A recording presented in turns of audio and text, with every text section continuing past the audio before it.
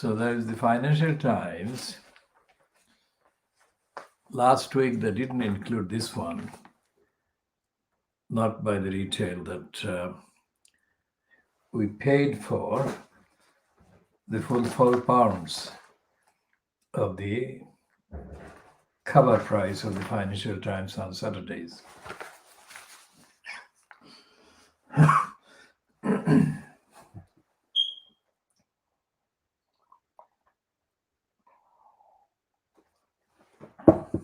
And they've got a kind of explanation by the kind of overhyped Indian descended right winger on the main Stephen Fleet Street and on the BBC and ITV, who is called Janan Ganesh, and he is apparently an expert on the meaning of Maradona. Now, what is he going to say? Is a right-wing opportunist, careerist stooge. I mean, what possible meaning could he find and disclose about Maradona? All right, the main story on the Financial Times this Saturday, 28th of November 2020, is, of course, still, the Financial Times is still refusing to call him a crook.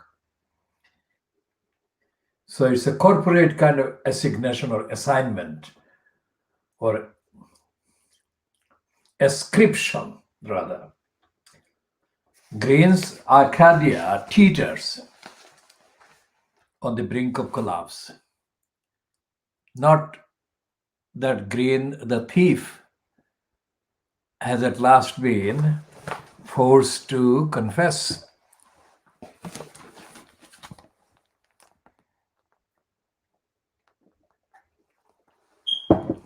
What they're doing is, in effect, on the facts, reporting the facts of the confession. But they're not calling it that. Now, Philip Green's Arcadia is preparing to enter administration, putting hundreds of shops and more than 13,000 jobs at risk in what would be the biggest retail collapse of the pandemic so far. And it says that the group, whose brands include Topshop, Barton and Wallis, said that it was working on a number of contingency options.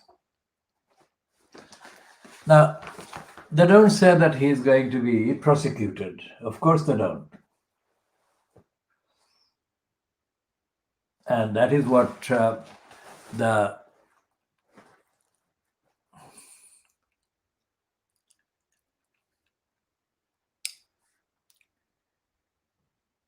capitalist law does.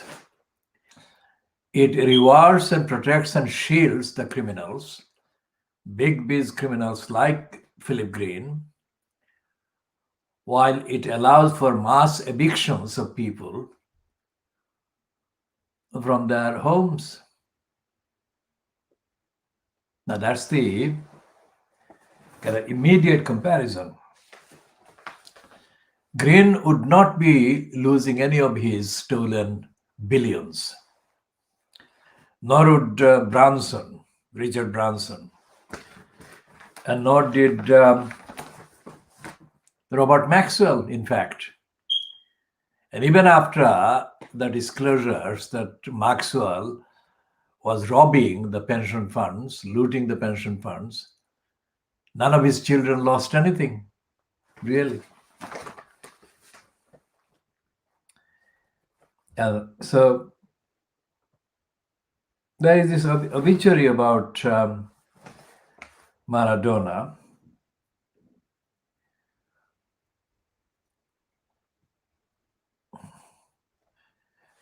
This piece is piece by Janan Ganesh.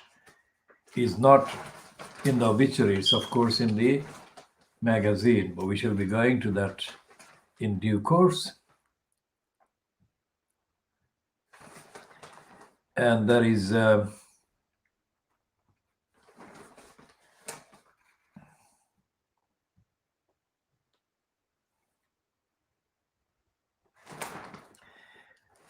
this confession, again, kind of withholding the real bite of the facts from the headline.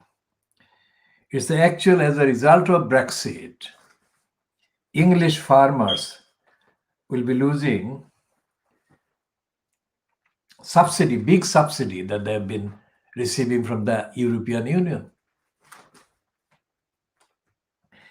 And it says that they would be losing the subsidy in the next 4 years. Well, that's the beginning.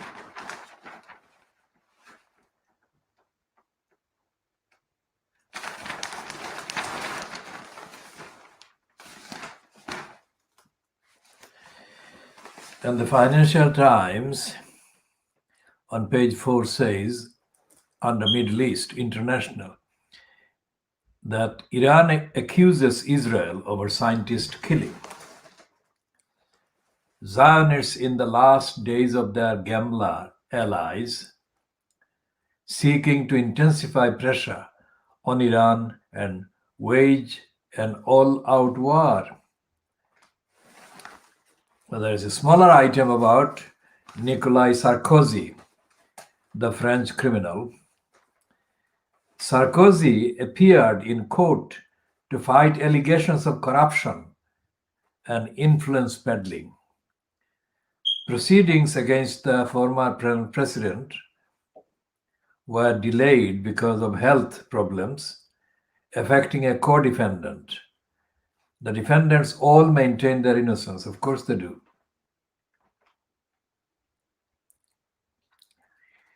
Now,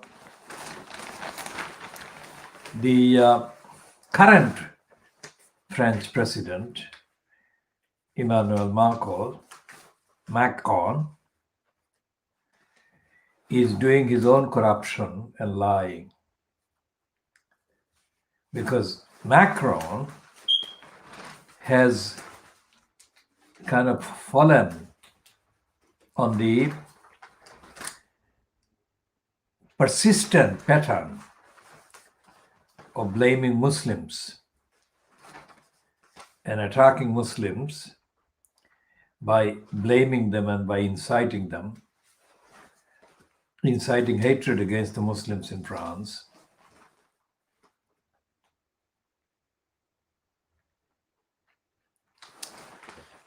And the whole Financial Times is it's like tickling. It doesn't say it out front. It says God.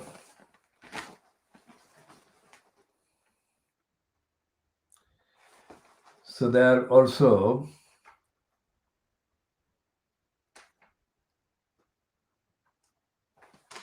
running a few kind of topical pieces about the main posts that Joe Biden is filling with the potential cabinet. And they're doing a profile on Janet Yellen. The broad-minded pragmatist is expected to take up the top US economic post in a time of crisis, writes James Politi. Now, Politi sounds very much like a made-up name, political piece. So that would be a serious, significant kind of coincidence. Politi writing about politics in the US.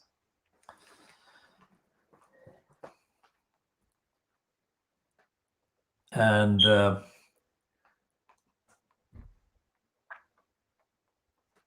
there is a cartoon in the Financial Times. All the buildings, city buildings, Now, these buildings look like New York, not London, because the skyline in London is yet to resemble that kind of squared shapes, tall buildings of New York.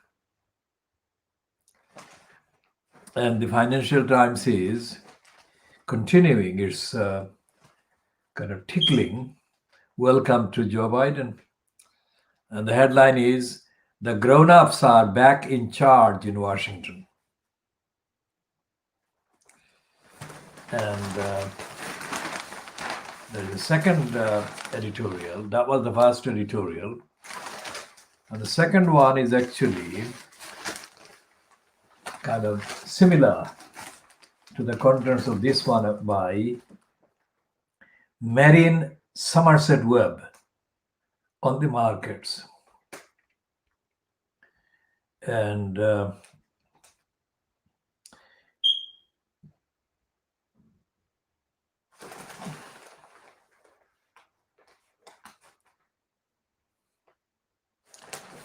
is an admission by the boss of the McDonald's chain, American McDonald's chain, who is quoted in 4 words: "Our menu is Darwinian." So they're saying that he has got a few things to confess to our state. And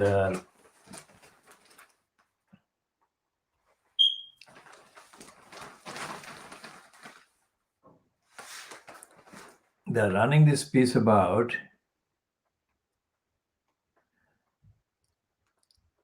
liberalizing the society in Dubai by lifting the ban on alcohol and reforming family law. And it says that this is aimed at attracting more expatriates, that is, Dubai people that are not returning to Dubai because of the ban on alcohol and various issues to do with the family law. There's a piece, there's a main piece about the pharmaceuticals, the big pharmaceuticals, and it's a propaganda war for the big pharmaceuticals. And the propaganda is given away in the headline: "Rehabilitating Big Pharma."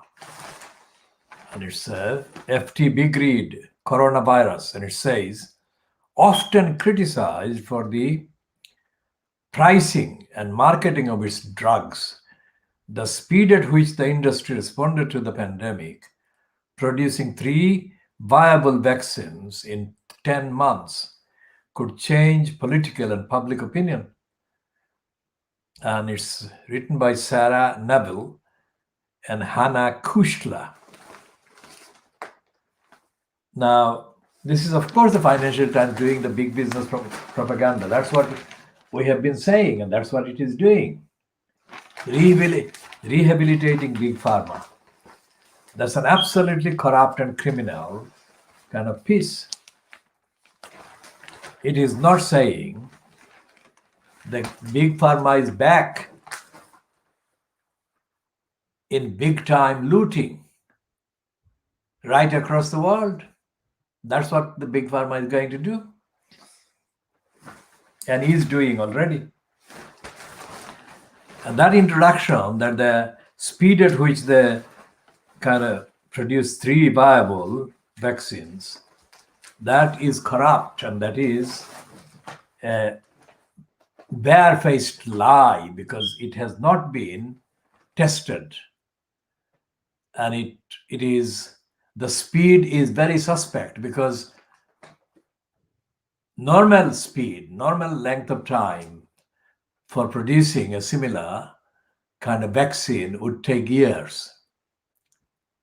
And they haven't told the truth about why those years have been kind of capable of being kind of ignored, that length of time over which all kinds of experiments, tests and double tests and checks and double checks, triple checks have had to be made because it's about people's lives being affected by this thing, the vaccine, which is why there have been such widespread suspicion about the imposition of vaccines, not only about the fact that Bill Gates and other big time criminals have been involved for a very long time to foist a mass kind of inoculation by drugging people with all kinds of things in the contents of the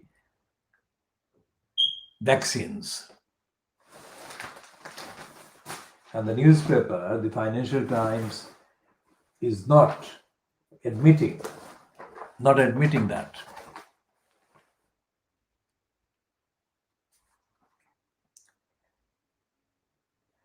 And there is yet another big page, big front page PR for Kate Middleton. I mean, she's being given more kind of promotion than Brenda the monarch herself and anybody else in the kind of monarchy. She's been given full front page and center page promotion by Fleet Street every day, either front page or in the center pages or similar. And the substance of what they're basing these promotions for Kate Middleton, the substance do not exist or does not exist.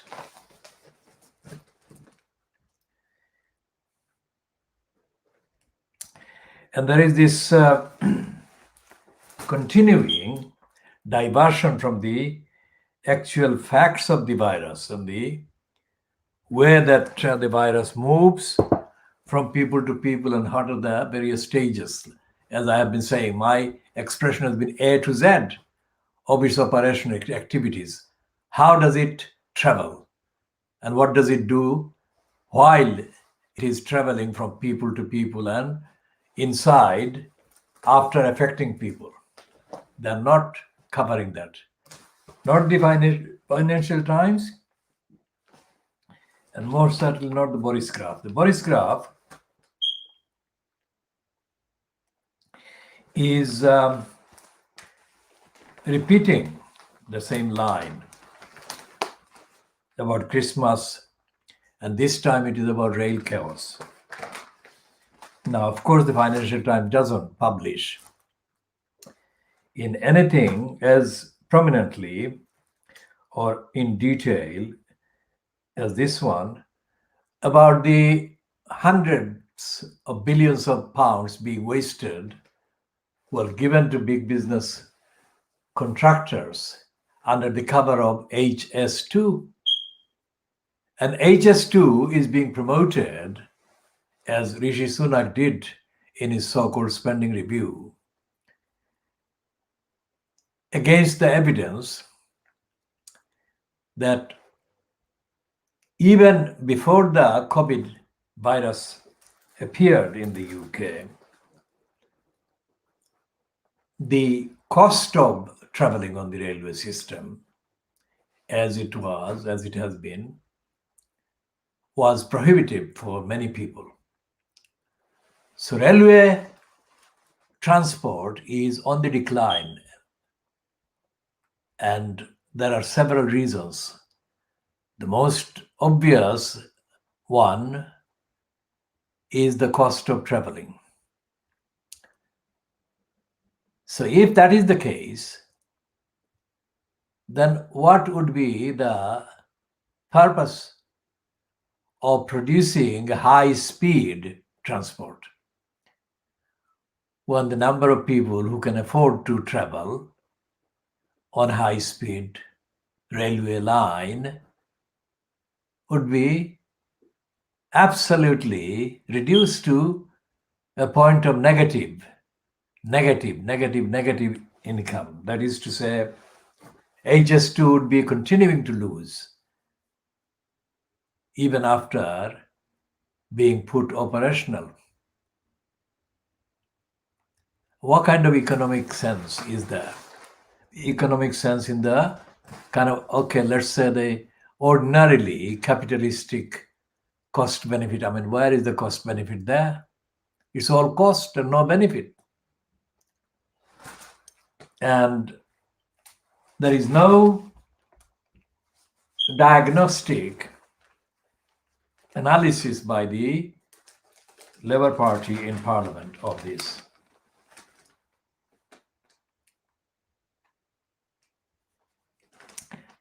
Not anything like the presentation by Emily Thornberry about Liz Truss's boasts about the deals with Japan.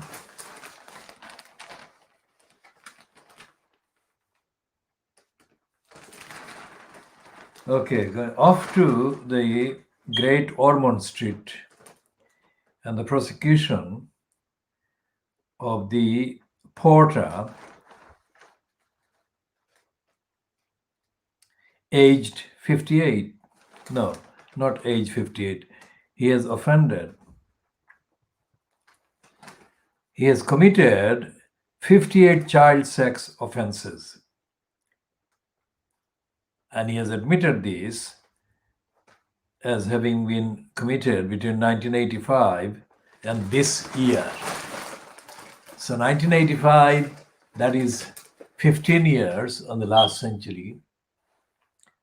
And this 35 years, he has been a porter and has been committing child sex offenses for 35 years in the hospital.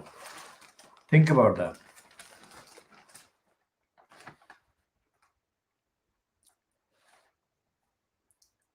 And there is this headline. Absolutely the first headline that we have seen in the Boris graph. But of course, this is not telling the whole truth because it's blaming Diana as well. It is saying that Martin Bashir was responsible for Diana's death, but it's not saying that she was killed by other people. It is saying that she became paranoid herself. So she is partly to blame as well.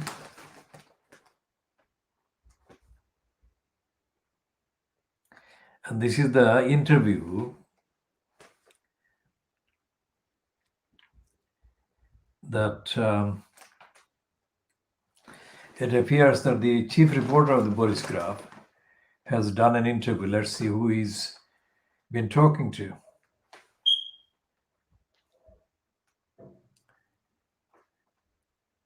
Okay, it's a man called Alan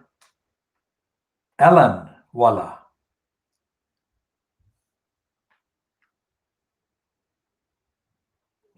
He says that this Alan Walla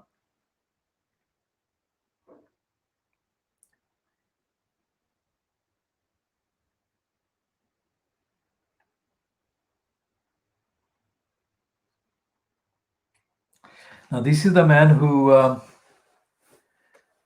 is being described as being used, having been used by well, let's read the actual paragraph. Bashir, who used the claim about Mr. Walla to convince the princess to be interviewed by him on Panorama, was explaining to Simon Cowell. He agreed to perform only after concluding the program's researchers were honorable and truthful. Mr. Waller, the former head of security for the Earl Spencer, couldn't believe it. There was Bashir talking about honesty and truth, and I almost fell off the sofa. It was absolutely astonishing. In his first interview, Mr. Waller has now broken his silence over the deceit by Bashir, who 25 years on he says has destroyed his life. Quote, this man Bashir has become multimillionaire by using me. I am the fall guy, says Yanwala. Bashir has effectively stolen my identity, stolen my banking information, and then used it to frame me as the fall guy. That is exactly what he has done. He has framed me, thinking I would never find out. It has had a devastating effect on me. A quarter of a century earlier, Bashir, then a junior reporter on Panorama, had ordered a BBC freelance graphic artist to mock up fake bank statements that purportedly showed a £4,000 payment from a tabloid newspaper in a company owned by Mr. Walla. A second faked statement alleged that Mr. Walla also received £6,500 from an offshore company, with reports suggesting that it was designed to give the impression that this company was a front for MI5 or MI6, who were paying Mr. Walla to keep Diana under surveillance.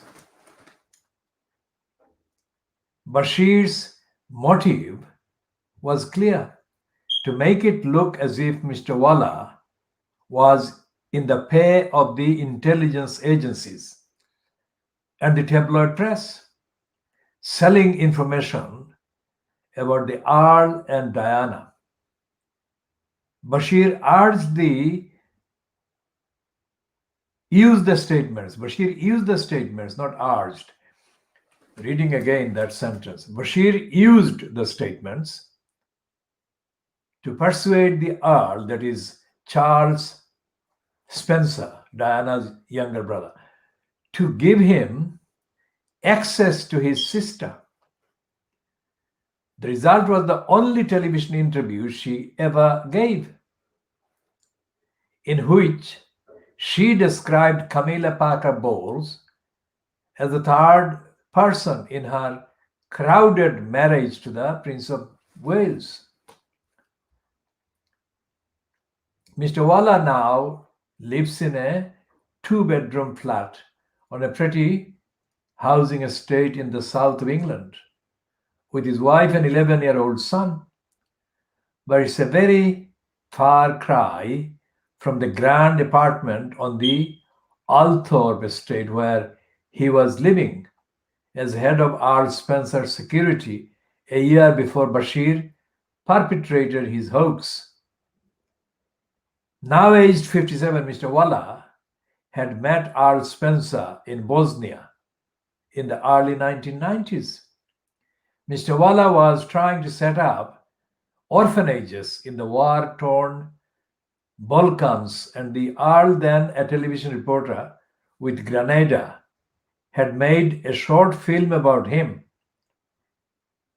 A photo shows them conversing on a scrubland in Bosnia, a bombed-out building in the background. Until the end of 1993, Mr. Walla, a former paratrooper in the British Army and a former US Marine, had been employed by Earl Spencer to protect him and the Northamptonshire estate. In March 1994, the Earl obtained a High Court injunction against Mr. Walla. The pair had been close friends, forbidding him from disclosing, publishing, or revealing to any party whomsoever information concerning the private lives, personal affairs, or private conduct of the Earl, his wife, children, or members of the royal family. The existence of the injunction was widely reported at the time, and Bashir, having worked on a panorama investigation into the state of the monarchy, would have been well aware of it. It is unclear how Bashir obtained details of an account Mr. Walla held jointly with his then business partner Robert Harper in a company they set up called Vida Health and Fitness. But he took that information, including the account number and name and branch of the Bank National Westminster in Brighton, and mocked up a £4,000 payment from News International for March 1994, another £6,500 payment from a genuine offshore company, Penfolds Consultants, based in Jersey, which had featured in a previous investigation Bashir had conducted for Panorama on the business dealings of the former England manager Terry Venables. Bashir used a freelance graphic designer, Matthew Weisler, to carry out his dirty work. The account was genuine, but the payments were false.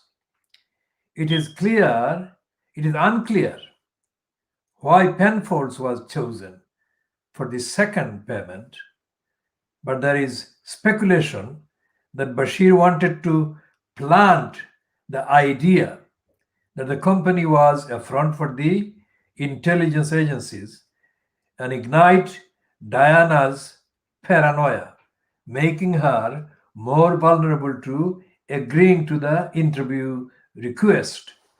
So we shall not be completing the rest of it. It's 1/4 of the text that we have read here. Essentially, this is about Bashir and how he lied and deceived people and forged and whatever. But this is more than that, because as the reports have suggested in the last 4 weeks, the BBC covered up Bashir's lies. Whether or not Diana actually was influenced by the forgery is not important. What is important is the fact that Bashir forged the documents, and that the BBC, including the latest Director General, not the one currently in post, but the one that was currently in post before the current one took over, Tony Hall, who was a BBC executive and who was given the charge immediately after Diana's brother raised questions about Bashir. And it was Tony Hall that carried out or fronted the so-called internal investigation by the BBC about the allegations about Bashir. And Tony Hall covered it up. That is the important thing. And the man then went on to become the Director General of the BBC. And Tony Hall has been Director General when the BBC has distorted very serious evidence about the many crimes and criminal behavior and criminality, including the lies perpetrated by the Brexiteers and other lies and deceit and corruption that went on and have been going on in the BBC. So that is the more significant question now. Whether Diana, this is the whole page given by the Boris Kraft to that story, the Alan Vela and the forgery. And what has happened is that this will be another inquiry. Let's predict this will be another inquiry and nothing will change. I mean, Tony Hall is not going to pay for hiding and covering up after the facts, and nobody else will be. If there is going to be any kind of person identified for this, it will be either Bashir or somebody who is not central in executive positions in the BBC. Now, this is the picture from the big front page picture of Kate Middleton. They've got her, they've given her a whole page again.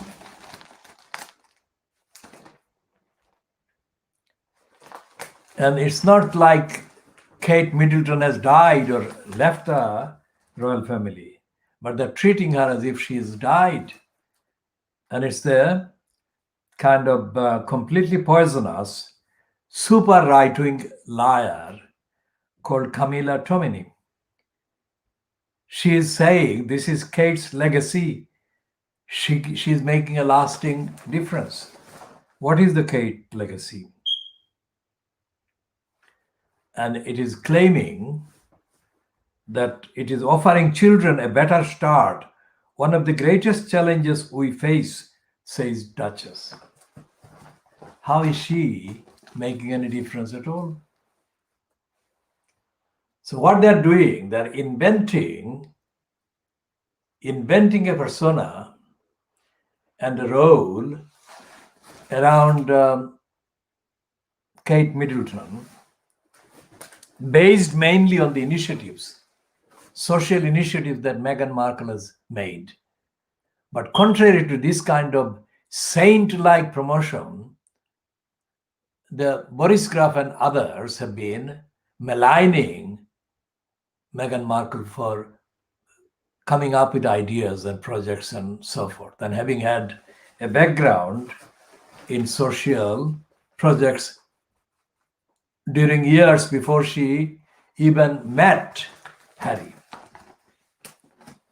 Now, this picture of Kate Middleton with a grateful-looking black child, black girl, it must be a black girl that is African origin rather than Asian origin or Asian background. It's like the display that is doubly offensive because Meghan Markle is half African origin, and she has been condemned by the very Boris Graf for that, because that is what they don't want accepted as normal for the remnant of the British monarchy. And yet they're stealing it. They're stealing the very thing and exhibiting Kate Middleton, who is widely suspected of being among the poisonous sources against Meghan Markle.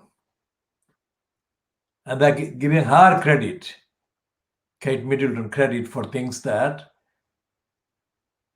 Meghan Markle has been doing a lot of.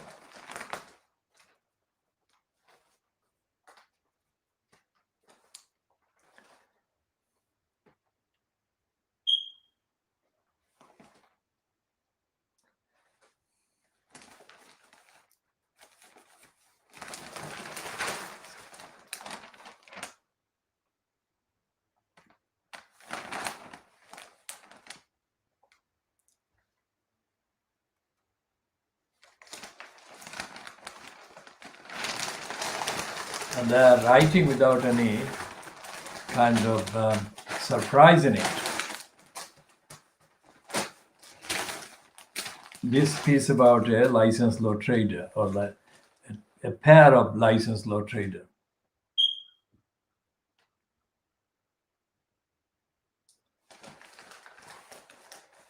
Now there is, before we go there is on page 12 of the Telegraph, Boris Graf, a kind of promotion for the cruel and deadly kind of vets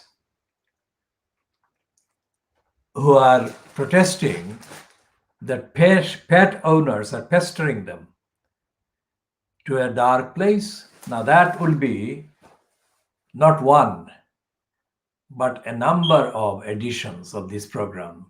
We shall be discussing the licensed massacre of cats and dogs and other animals by the licensed vets in this country. And we shall do that by explaining that there is nothing in the legal kind of system that protects the victims, the animals, or has any consideration for the impact these massacres and mass killings of the pets have on the lives of the bereaved owners and carers of the animals. Now, this leads us, see, it's the same one. Phoebe Southworth is writing another piece. This one is former Freshfields partner wins appeal against ruling that his conduct breached professional standards. Now, this is something that they're celebrating. This Phoebe Southworth is celebrating, at least. She seems to be on the inside.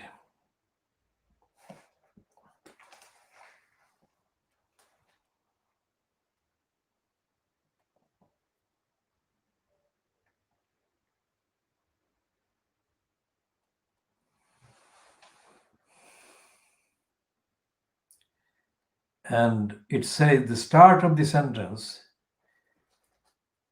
the paragraph says, a city lawyer should not have been fined for having sex with a junior colleague because the tribunal strayed too far into his private life, a high court has ruled. Ryan Beckwith was ordered to pay £35,000 after a tribunal in January 2020 found he failed to act with integrity and brought the profession into disrepute following a sexual encounter with a junior colleague in July 2016. He brought an appeal against the Solicitors Regulation Authority, arguing that the Solicitors Disciplinary Tribunal was wrong to have concluded his conduct had breached principles set out in an official standards handbook for the profession.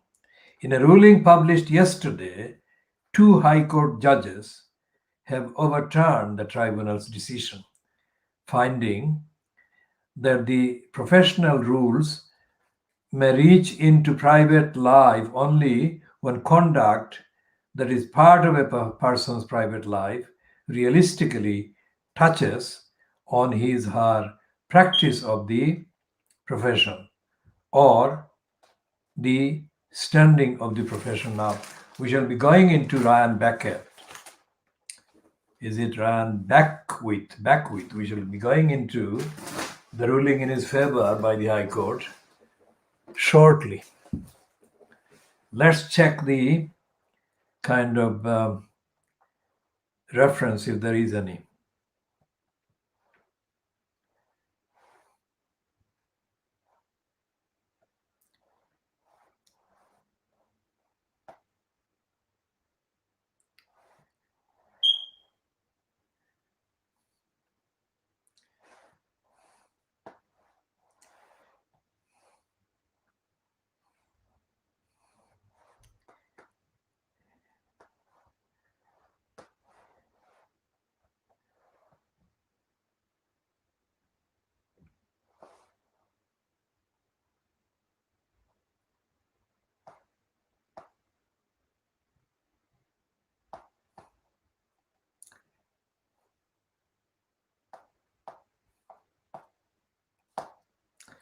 All right, there is a long piece. So what we shall do, we shall be looking at the ruling in the High Court yesterday, that is, it's dated the 27th of November 2020. So we shall look at this and we shall then bring up to date the behavior of the High Court in relation to a number of claims that our campaign, our movement, as represented by myself, has been seeking to have proceeded with in the High Court for the last several years. And it involves not just a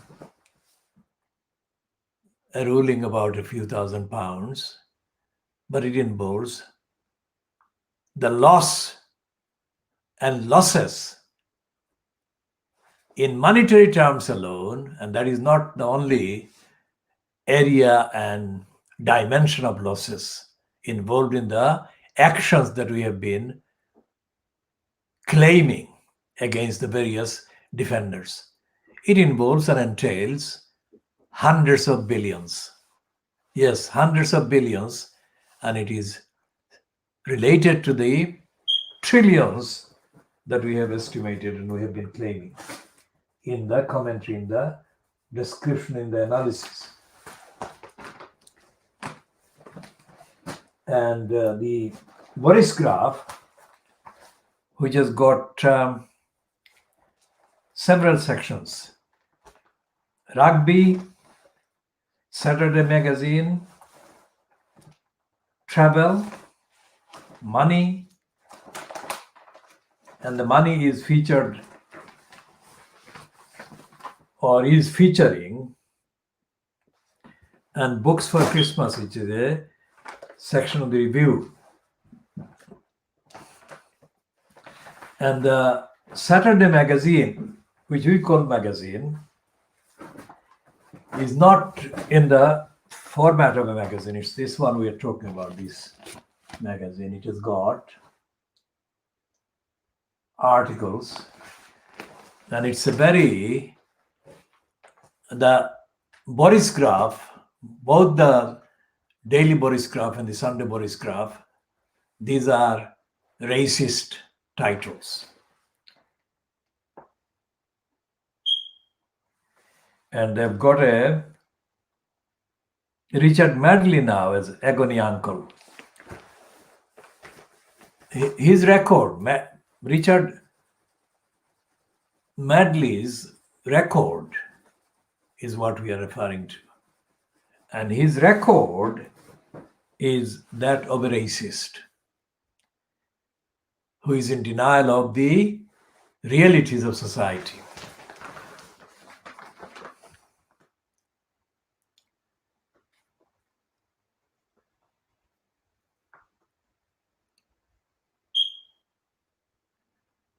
And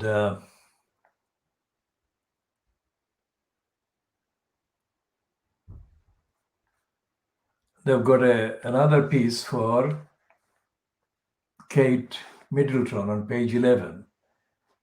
It's a piece by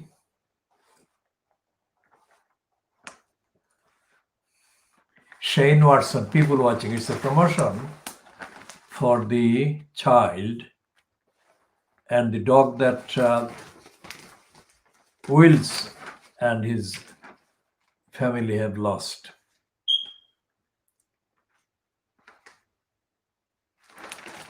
And there is a lot of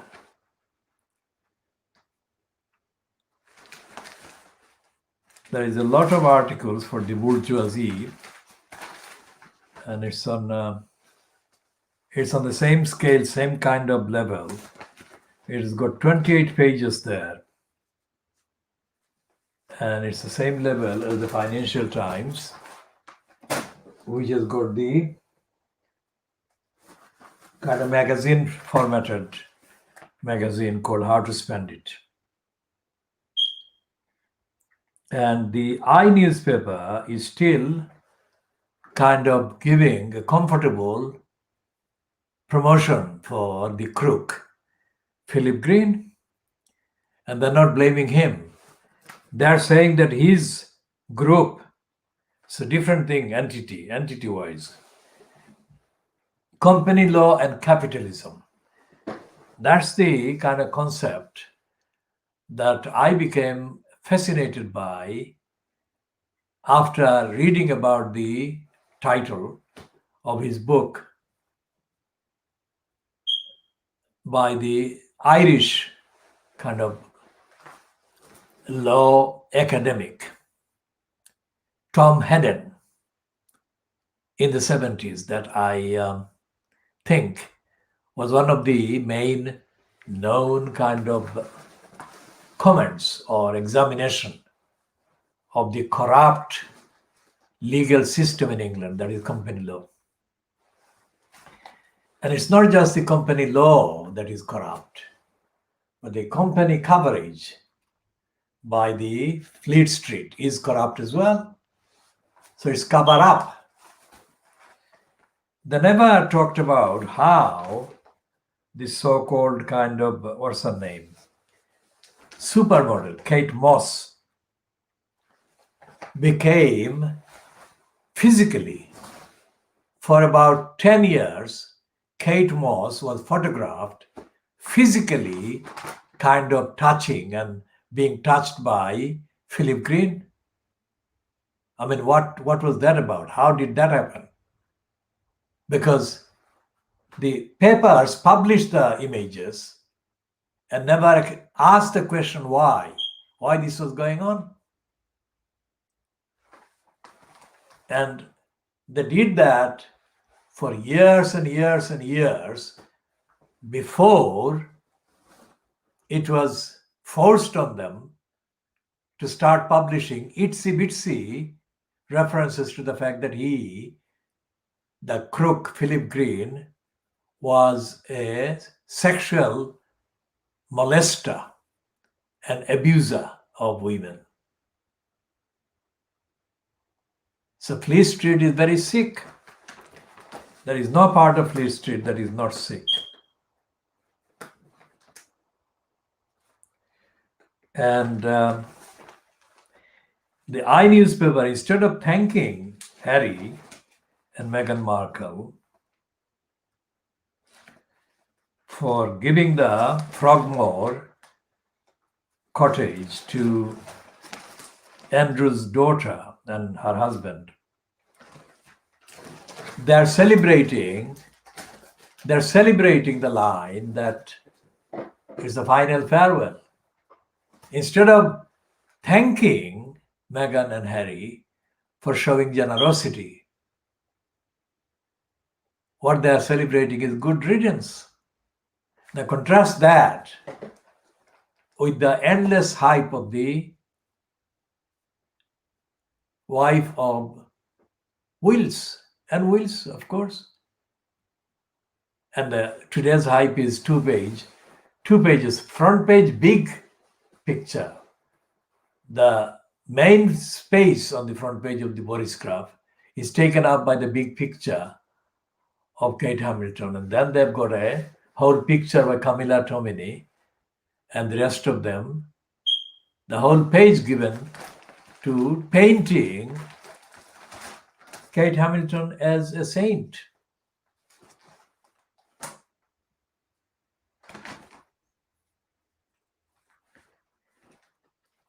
And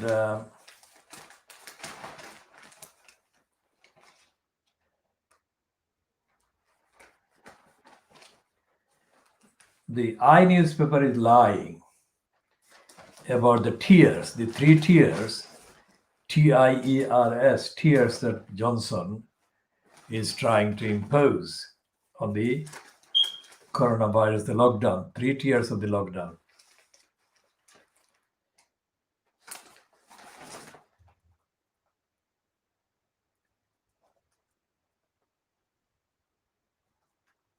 And they've got a picture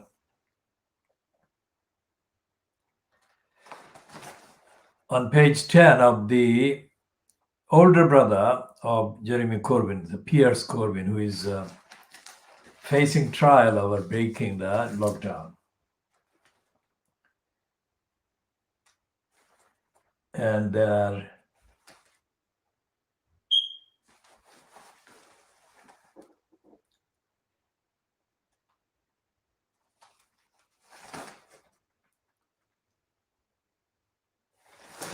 And they're saying without any kind of condition or question,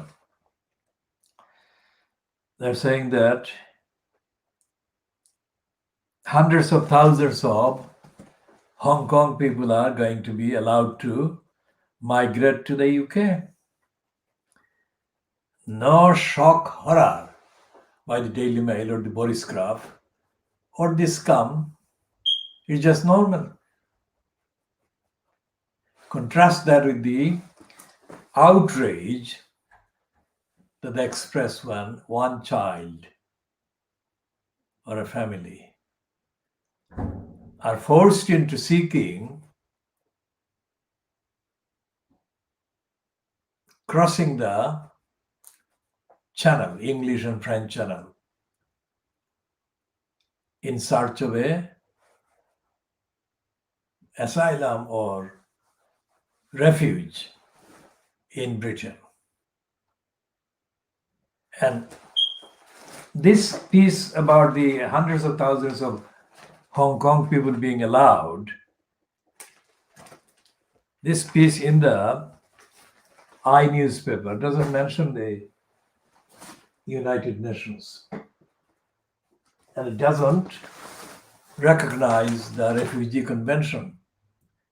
So it's not like the UK government doesn't recognize the various conventions and treaties that it remains signed up to. Even Fleet Street doesn't. And not even the likes of the I newspaper, which have been claiming to be less racist and less Little English and less Brexiteering than the rest. That kind of denial and that pretension is a typical corrupt, racist, sick-making denial and false information fed to the gullibles, millions of gullibles over the years, over decades, over hundreds of years by Fleet Street.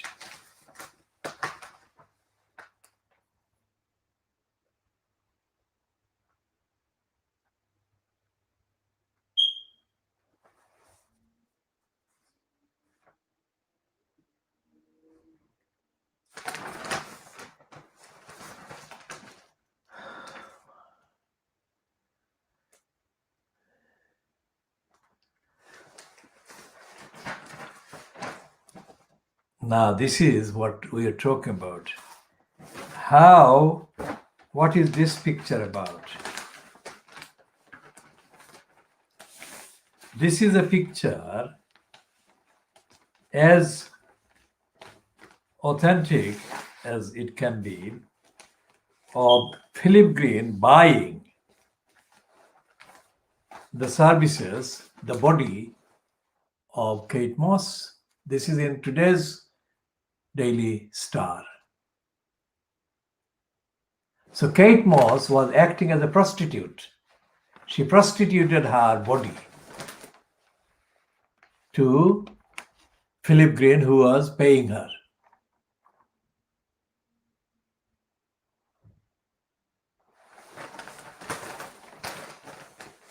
Because they never said that they had a personal relationship. So what was this? What could possibly be this picture about? Other than the fact that he had paid her millions while he was looting the companies.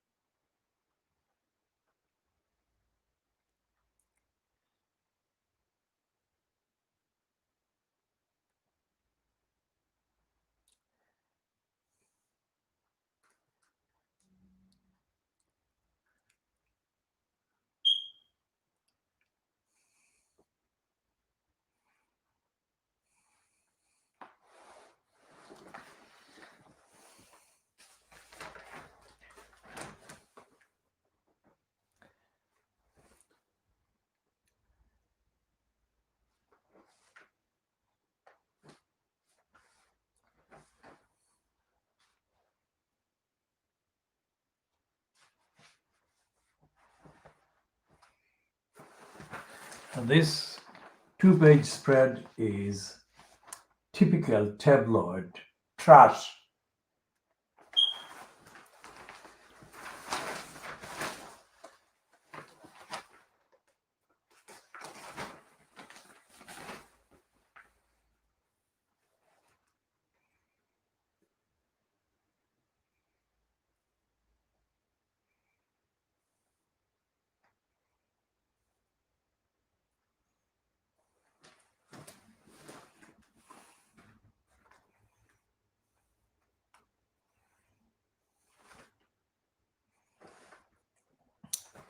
And they're saying in the editorial, the headline, this is the headline that actually calls green rather than the company on the brink.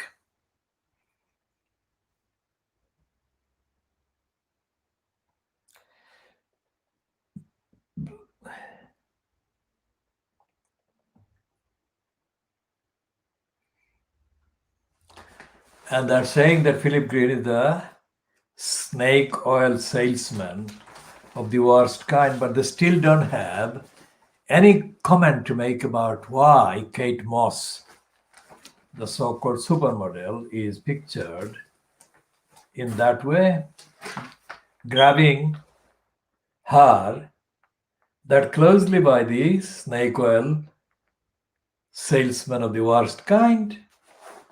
Isn't that wrong?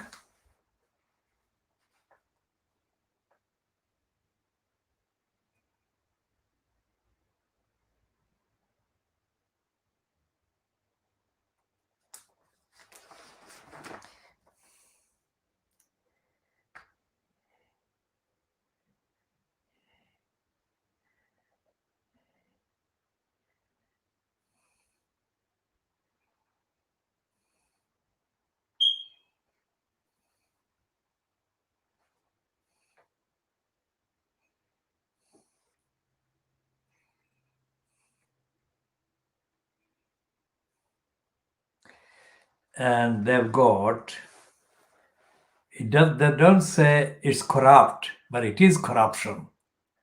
They're saying that a backhand lolly for Johnson's crony.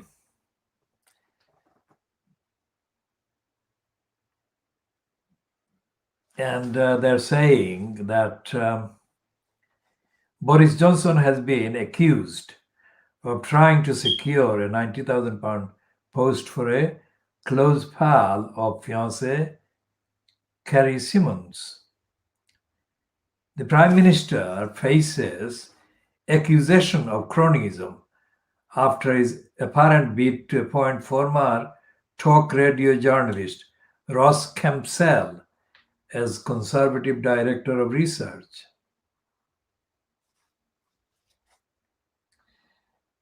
A Tory headquarters source said Ross Kempsell is a political novice without the background and serious political thinking needed to lead Conservative Research Department. It takes more than being chums with the Prime Minister and his partner. It would be outrageous to get rid of Ian like this. Now, Ian is the one that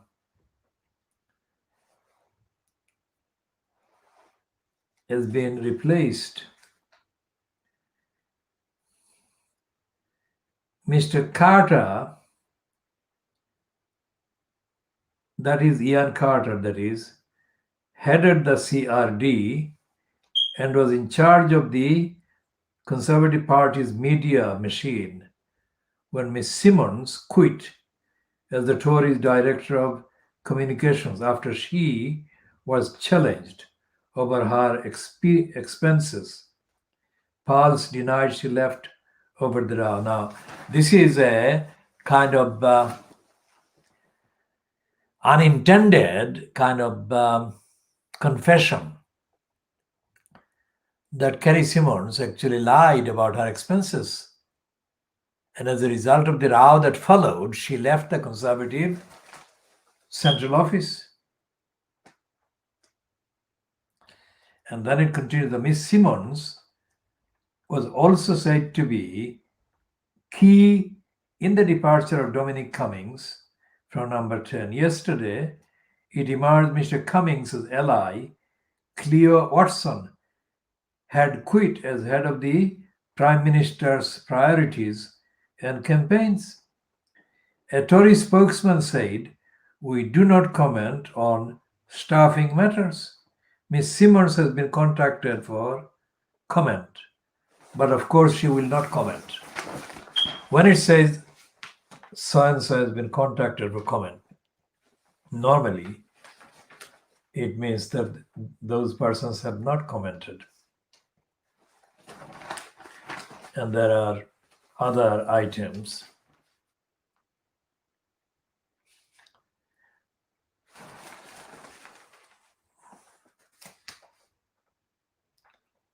And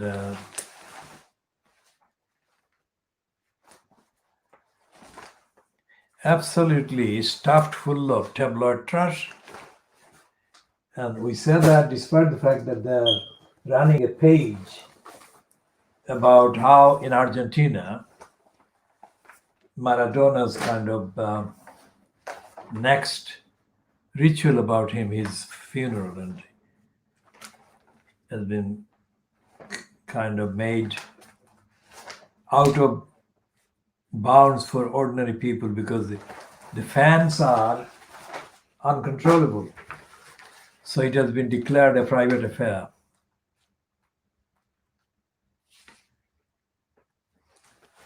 And there is a 2-page spread on the Iranian nuclear scientist who was shot dead near Tehran yesterday.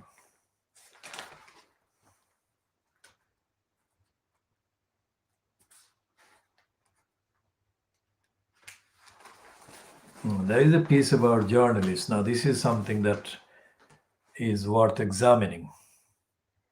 A police force will pay £875,000 damages to 2 journalists and has apologized unreservedly for arresting them in early morning raids in an attempt to unmask their sources. That's the police service of Northern Ireland. Amazing. Never happens in England.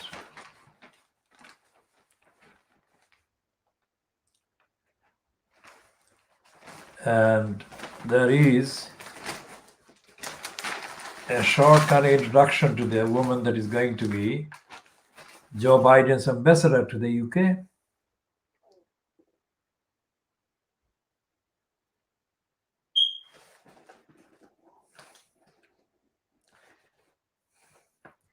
She is the widow with a sting in her tail.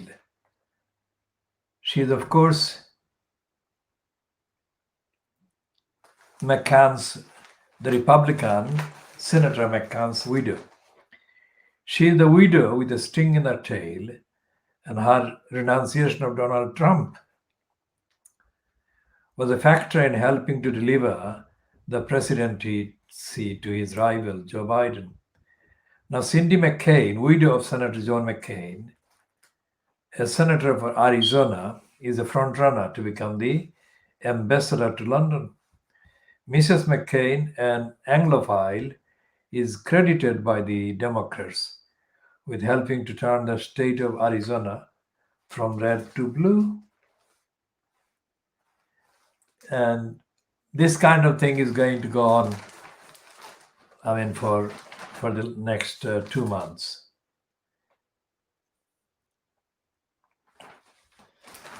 Because there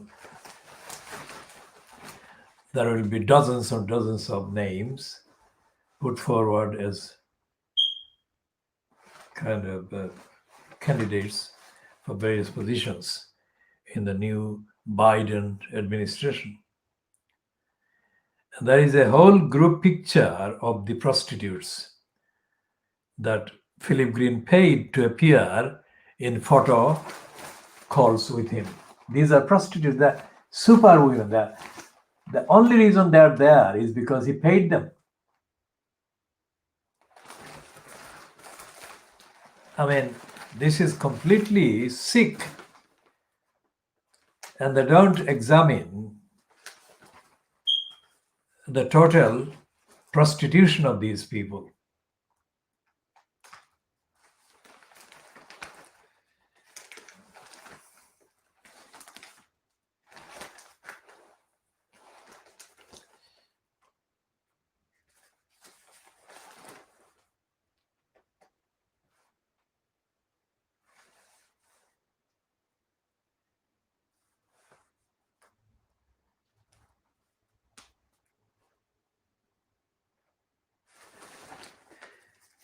And there are relentless promotion for the vaccine.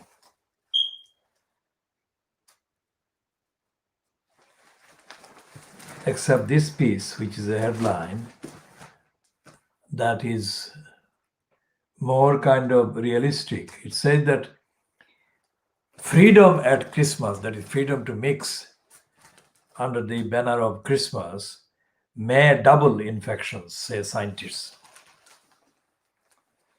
But they don't go far enough,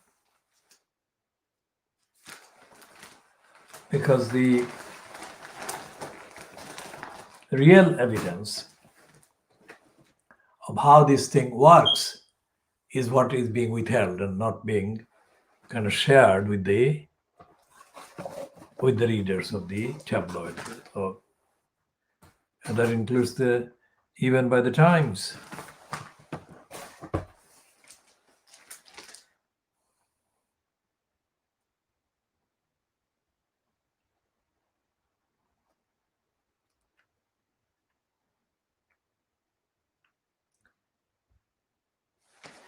Now, can you imagine a man who was once valued at 200 million pounds, has been declared bankrupt and has been evicted with debts of 14 million pounds? I mean, how does he lose 200 million and incur debts of 14 million pounds? And it says the beginning is absolutely kind of topical. Even by the brutal standards of big business and the political arena, it is a spectacular fall from grace. Lord Magan, M-A-G-A-N, it's almost like make America great again to the nth degree. Magan, Maga to Magan, Lord Magan of Castletown, a former Tory party treasurer who owned one of Ireland's grandest estates, has been declared bankrupt. His debts are estimated at 14 million pounds, and his marriage appears to be over. A search for any surviving assets has begun after the financier, once estimated to be worth 200 million pounds, claimed to be penniless. Castletown Cox, one of Ireland's great Palladian mansions, and which had 30 million pound art collection, has been sold with its 513-acre estate in County Kilkenny. The PR 6 million home in Kensington, West London, has also been sold, and his wife, Lady Magan, 73, has tried to have him jailed for concealing financial documents. Remember the financial document concealment by Tatiana Akhmedova, the divorced wife of the Russian Ahmed, and her case against her son, Timur, for concealing documents that are central as evidence in her claim for £500 million against her ex-husband. So the documents and the worth of the value that they attach, or the impact and they kind of represent, is at the center or are at the center of our claims of billions of pounds against these particular criminals in the long-going history of the claims.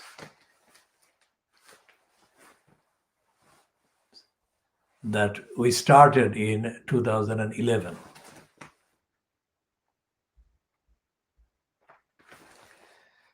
There is a piece in the Times on page 27 saying the Eton teacher sacked in row over toxic masculinity video.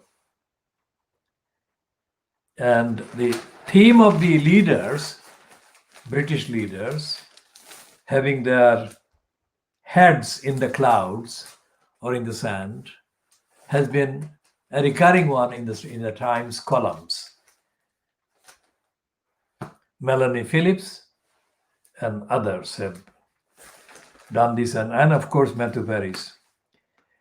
Now Paris is saying anyone who remembers the British Leyland debacle will shudder at the astonishment, astronomical sums likely to be blown on one web.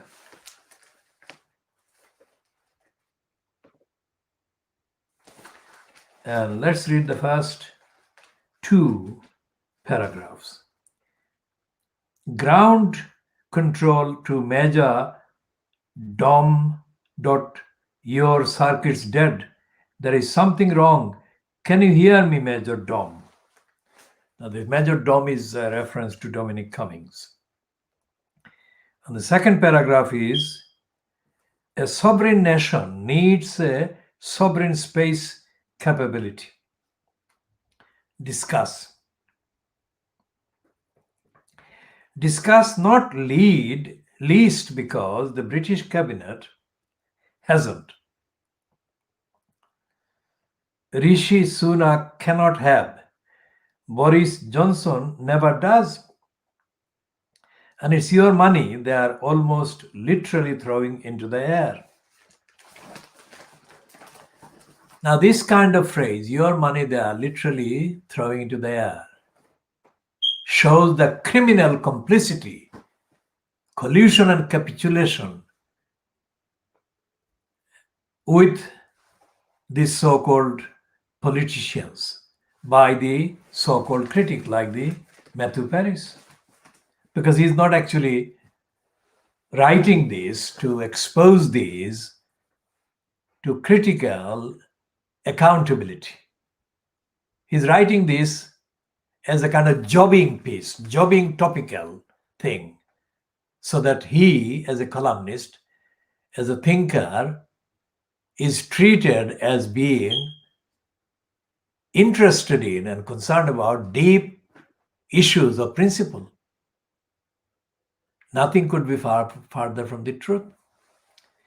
Because if you are actually doing the principle thing, really objectively defined principles, he would not be writing more than one column. But he has been a professional column writer for the Times for years and years and years. And there is no alternative to the likes of him. No qualified, more qualified than him, not morally superior than him, not socially just as opposed to his socially unjust kind of role. It's a very small, racist, and in denial cabal that is Fleet Street. And the likes of Matthew Paris form the central core of that cabal.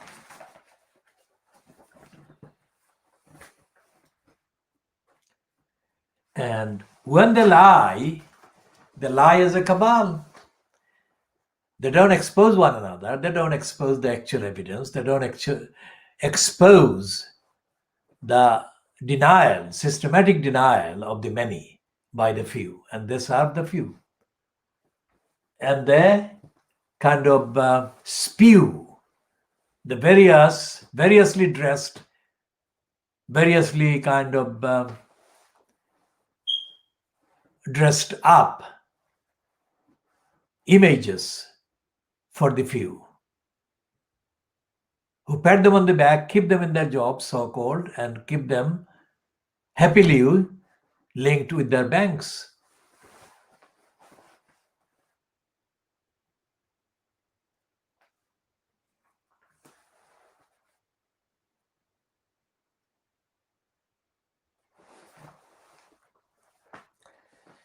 And this is probably the only confession by these scum about the scheming Colleen Rooney, who had a spy disguised as a friend and a colleague of Rebecca Vardy. We shall be talking about that in due course, especially as part of the role of the Queen's Bench Division in the High Court in actually accepting applications for defamation and libel. And we shall be updating our commentary on the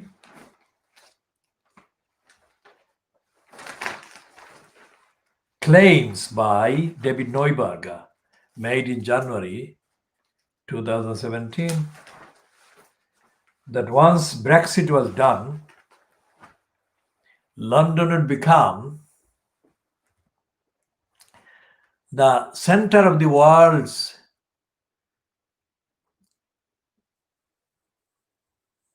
potential litigants seeking to resolve their disputes, emerging numbers. I mean, Neuberger in January 2017 was about to retire when he conceived the idea of saying that kind of thing, which cannot have been conceived without some consultation with David Lidington. Now, Lidington at that time in January 2017 was in post as the cabinet member for Theresa May's cabinet, as the member involved as the boss of the judiciary, so-called Ministry of Justice. And Lidington, despite being a non-kind of lawyer, I'm not talking about non-licensed law trader, but I'm talking about non-lawyer, meaning that his ignorance of the law was as deep as his lack of honesty to the public. Because although he claimed in the period since the so-called referendum of June 2016 that he had voted against the UK coming out of the EU, his behavior, his language, his analysis, his kind of imagery, and his condescending attitude towards the people asking for accountability by the Theresa May regime, accountability, showed that David Lidington was like the son of the actress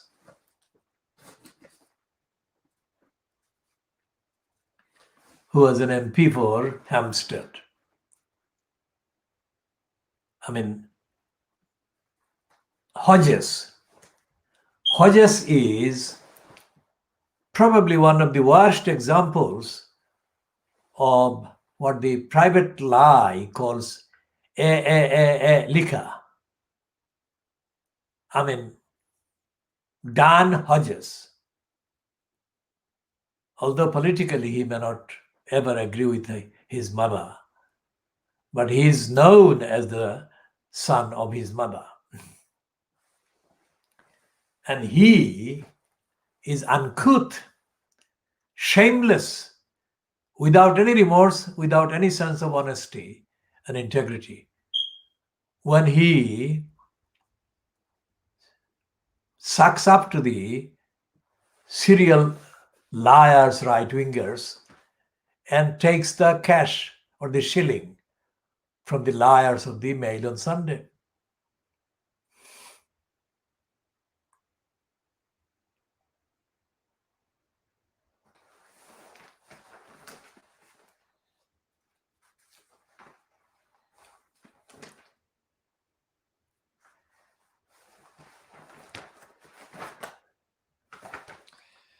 And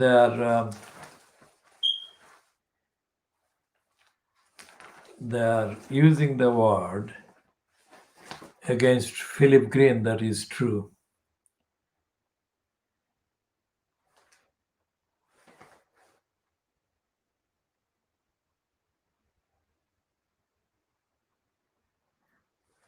And Gary Lineker is given 2 pages of spread.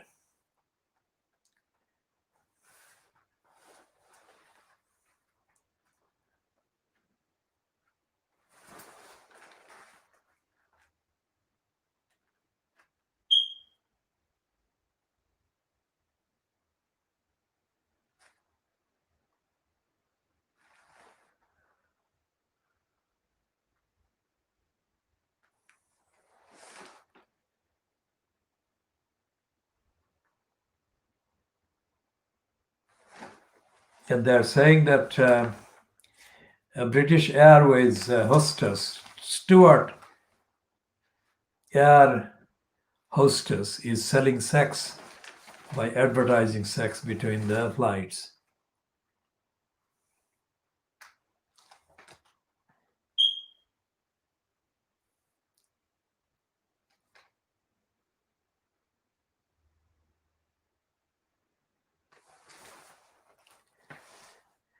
And they're talking about the COVID kind of measures by Boris Johnson as grim. And as I said, this is the Gary Lineker 2 pages. So that shows that it's not just the BBC, but even the Murdoch, that is the rival to the BBC, that would treat Gary Lineker as a kind of money generating kind of token of business, if given half the chance.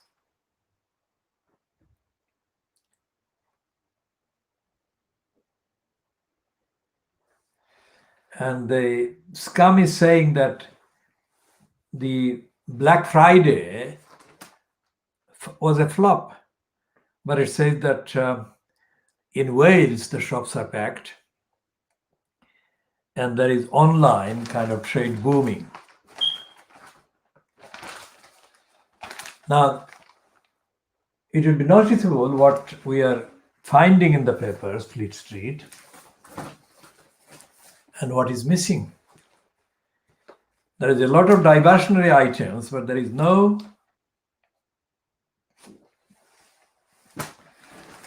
no reference to the actual operation of the virus. And there is no scrutiny of how these big business farmers produce this fast 10 months. They say 10 months. But I'm saying it's less than 10 months because they weren't even talking about vaccine, at least publicly, until halfway into the first kind of lockdown.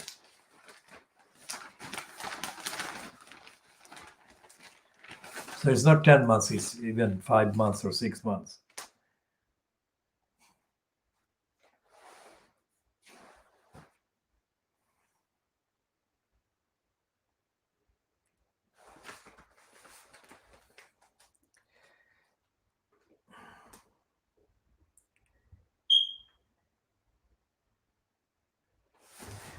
And there is a piece by this person, Jenny Starner, saying that at the end of a year as traumatic as this one, we will all do whatever is necessary to banish it and celebrate our survival. Now that's the general line being taken by Fleet Street and the kind of mainstream, as it were, media. They're not talking about the evidence. They're not talking about the actual operation of the virus. And they're not talking about anything to do with safety. Now, this absence, now this is the 11th month where let's say the virus has appeared, reportedly appeared from, let's say, February in the UK. Now, in the, let's say, 10 months of mainstream so-called reporting, Fleet Street has completely and utterly failed or intentionally suppressed the truth about the virus and about its operations in the UK, about the rest of the world. All the superfluous, diversionary items about itsy-bitsy topics and showbiz and all that, those are kind of pretexts and excuses and covers for hiding the truth about this pandemic. And every day, thousands of people are kind of getting infected every day.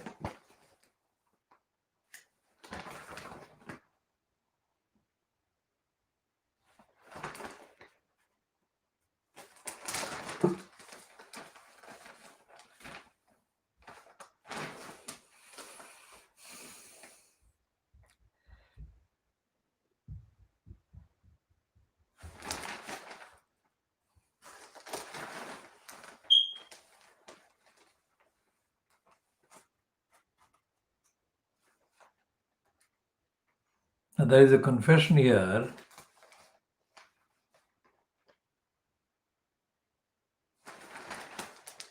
In the headline, that is, whether it's written by Gove or not is another matter.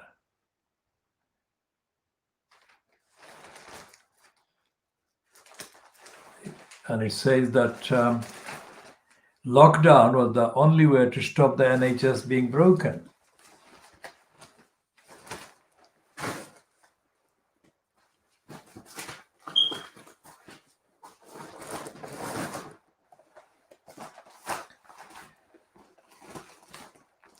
Now, on The Guardian, of course, they're talking about the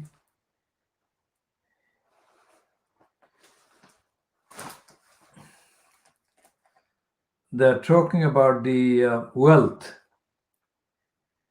of Rishi Sunak's wife.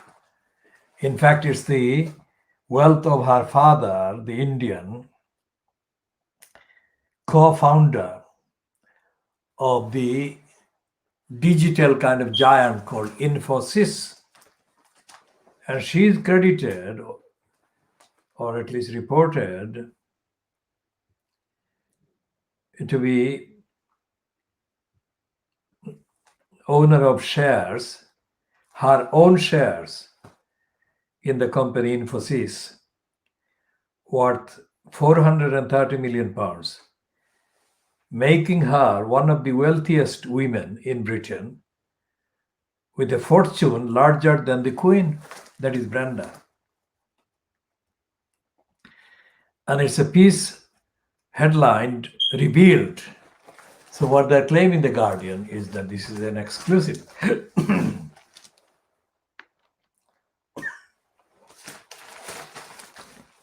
There's a piece byline to a woman called Juliet Garside. There was a woman called Garside from Southeast London in the 1980s, who was a Labour Party member, probably from Lewisham, and was a Labour Party member on the Inner London Education Authority. So Garside was a right-winger. It is yet to be found whether this Garside is related to the other Garside, because Garside is Very uncommon name among Fleet Street or among the ordinary public that I have noticed. So they're saying Sunak faces questions about family fortune. Now that is one of the easiest things to say for the Guardian. And it says that this is kept out of the declaration of ministers' interests or ministerial interests. Let's put it this way. Has any conservative, especially right-wing conservative, lost their job as a result of breaking the ministerial code? Not in the recent past, and not particularly starting from Priti Patel. Now, Priti Patel is the other kind of cabinet minister who has been under demands for kind of being sacked. Various things she has not disclosed, including the private meetings she had with members of the of a foreign government without declaring that. And the Daily Mirror kind of like shielding the legacy of Robert Maxwell, in fact, by not publishing picture of the crook with Kate Moss and the others. Instead, the Mirror is choosing to put on the front page the thief and his wife and his daughter.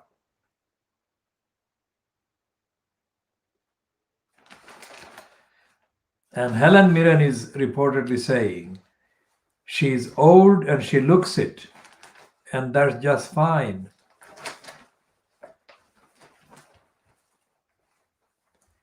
And there is a 2-page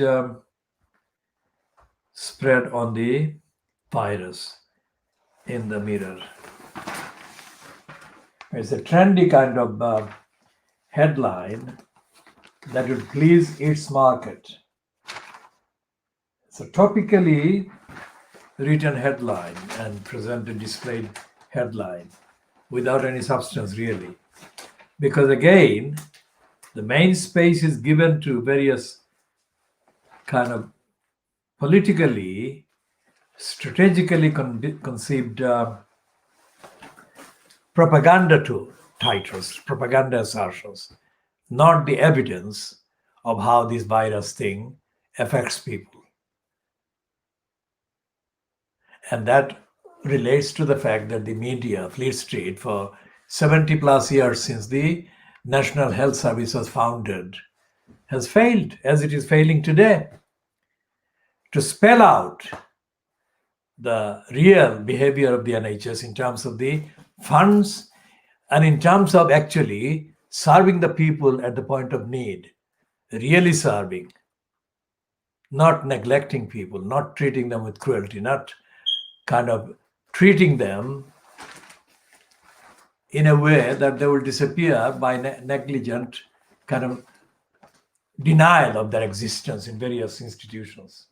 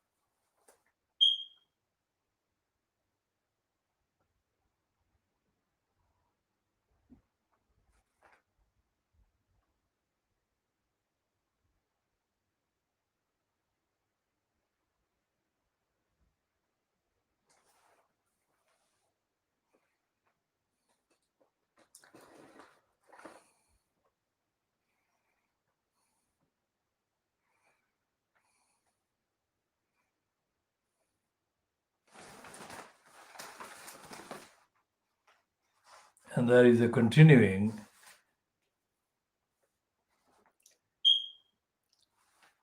coverage of the celebrity kind of Big Brother, whatever, or Get Me Out of There, Shane and AJ and all that.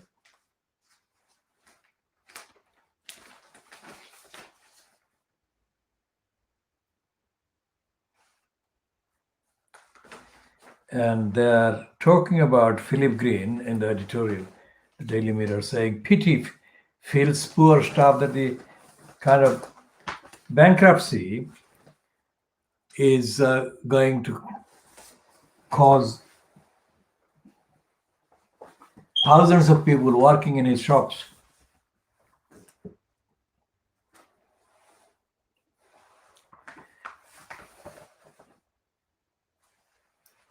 And they're all of them still in denial. They're not calling him a crook, a thug, and a looter and a criminal. None of them is calling for his prosecution. And Carol Moron is continuing her hatred of Meghan Markle. Carol Moron is not talking about 14,000 people or thereabouts who are going to lose their jobs because of Philip Green's criminality and criminal bankruptcy.